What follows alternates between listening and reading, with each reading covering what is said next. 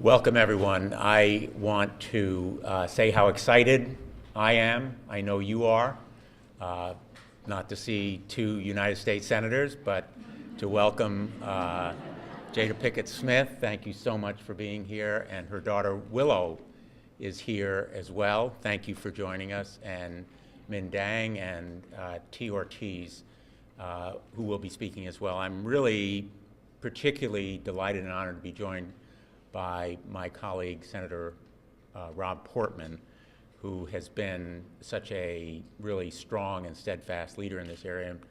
We have been joined in forming the End Human Trafficking Caucus, which we're announcing today, by 13 of our colleagues, which is an extraordinary number on the first day of a caucus to be announced, having that number of senators. And it is a bipartisan, strongly bipartisan group. So it's a proud day for us, and I want to begin by saying that we are really standing on the shoulders of others.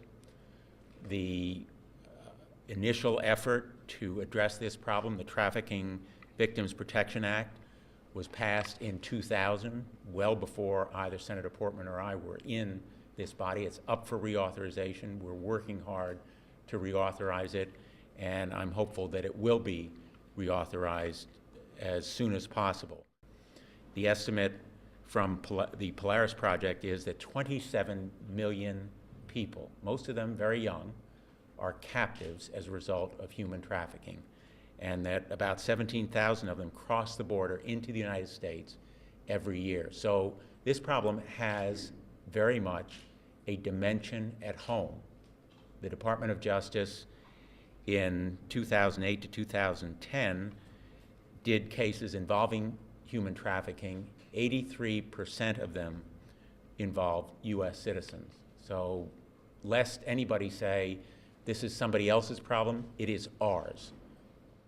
And that's why we have been working, and I've been very pleased to be working with Senator Portman on an act that would be attached now to the National Defense Authorization Bill, the End Trafficking in Government Contracting Act, which makes sure that the United States avoids complicity as a contractor, as it has been too often and too long in human trafficking, by enabling contractors to use labor that is the result of trafficking and contribute to problems that may involve sex trafficking as well.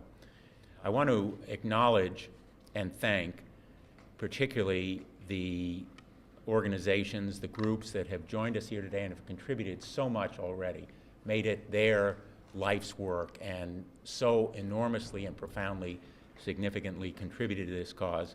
And I'm going to name them, and forgive me if I don't have all of them: the Crittenden Foundation, the Alliance to End Slavery and Trafficking, the Polaris Project, Shared Hope International, the McCain Institute for International Leadership, the National and International Centers for Missing and Exploited Children, ECPAT, the International Justice Mission, Human Rights for Girls, and of course the Department of Justice and the Center for Democracy and Technology.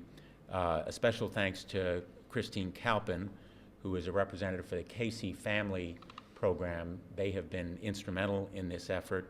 And to David Sanders, Executive Vice President at the Casey Family Programs, for bringing foster care and child welfare into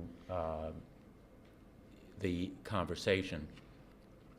Finally, in the state of Connecticut, I want to recognize the Commissioner in Connecticut, Joette Katz, for all of us who have a background in law enforcement, as well as the human rights folks who are here, and really everyone who cares about human beings. This is a central issue for our time, and nobody understands that better than Jada Pinkett Smith.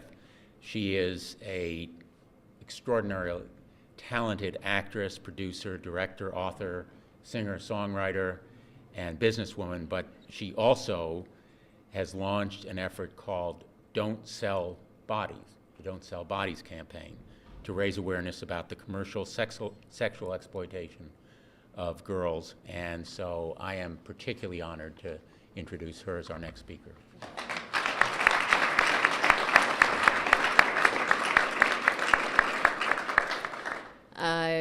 want to say thank you to all of you for being here this morning. I'm going to keep my remarks extremely brief because we have two very courageous survivors that are here to speak to you this morning.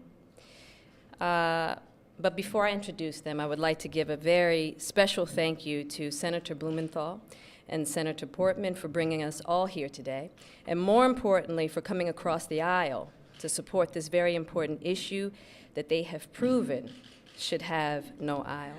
I stand before you today, a 28-year-old woman, graduate student at UC Berkeley. I stand before you as a friend, a lover, and a hopeful future wife and mother. I also stand before you as a former slave. We need our lawmakers to help us live free, healthy, full, complete lives. We implore you to join with survivors, and we appreciate this caucus to end human trafficking.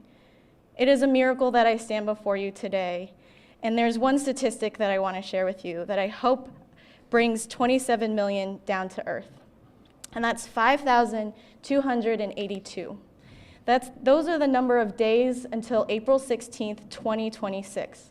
On that day, the number of days that I've lived in freedom will finally outweigh the number of days I've lived in slavery.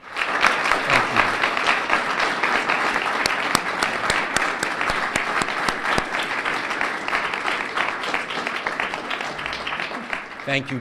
Thank you both for your tenacity and courage and your grace, and for those remarks, which I think all of my colleagues ought to hear.